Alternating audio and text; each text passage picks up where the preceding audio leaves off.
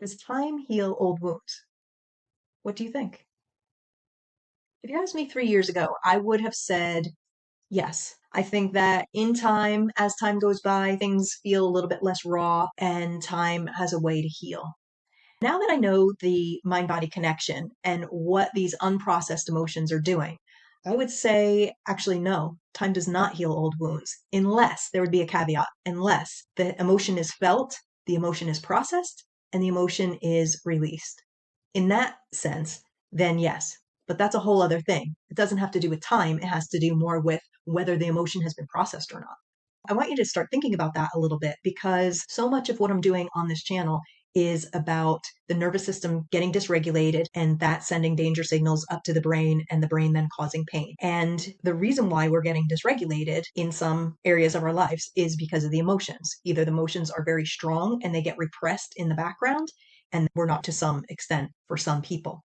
What we're taught in childhood, as far as emotions and processing emotions, has to do with how we then process them later on, because this is where our core fundamental principles are formed. Say you're told, don't cry, or be a big boy, don't be a baby, or you're too sensitive, why are you crying all the time? Grow up or get a grip kind of thing. We're starting to develop wrong and right as far as emotions go. What is acceptable to ourselves, our caretakers, the people around us, our friends, society, all these different things. We're made to feel wrong in some senses if we have these strong emotions, or we're made to feel that something is unacceptable within our peer group. Then as we grow up, it develops into personality traits as far as you're either keeping a stiff upper lip or you are an empath. There's different things in between that, but these are the things of how it starts to develop in life then. Based on the personality that develops out of it, based on what type of core traumas that you've had in life, based on the resilience that you've developed along the way, the coping mechanisms that you've been taught or that you've developed along the way.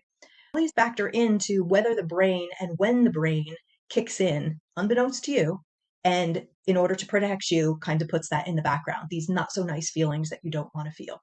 The brain has a way to protect us in that if the emotion is really, really strong in the moment, it takes it out of our conscious mind and puts it in the background because it's too much for us to manage at the moment. And then different defense mechanisms kick in as the brain is again trying to protect us. We start doing things to distract us from the wounds that we have inside and the things that we've pushed aside so they don't bubble up and we start feeling them and get overwhelmed again.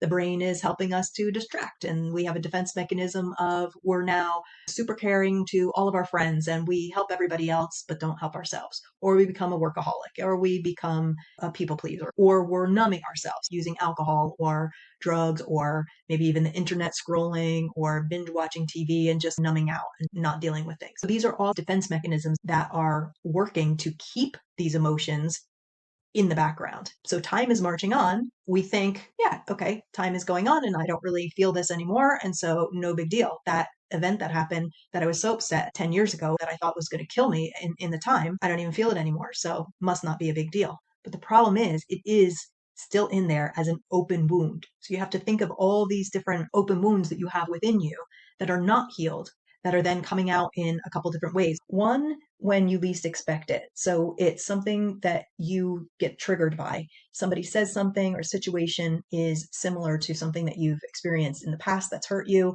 and all of a sudden you're in a rage or you're super hurt by whatever the person just did.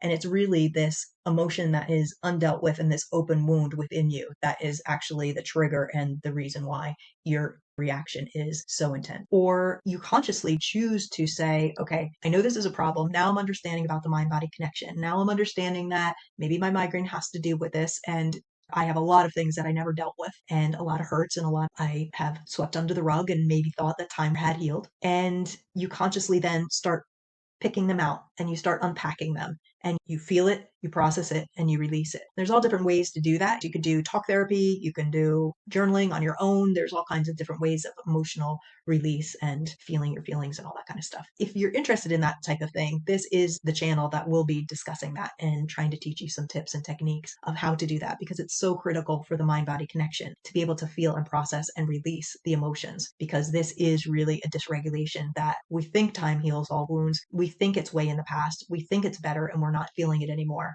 But it's just the brain's handy little mechanism that has repressed it all and made it so that we don't have to deal with that because it's not a nice feeling. Or we have this feeling deep inside from childhood that we learned it's not nice to have those type of feelings. We're not supposed to, we're not meant to be so angry. All emotion are valid and all emotion are okay, none are bad. They serve their purpose, and we just need to process them in a healthy way that helps us versus hurts us in the long run. So that is my take on does time heal old wounds? I'm really curious what you think.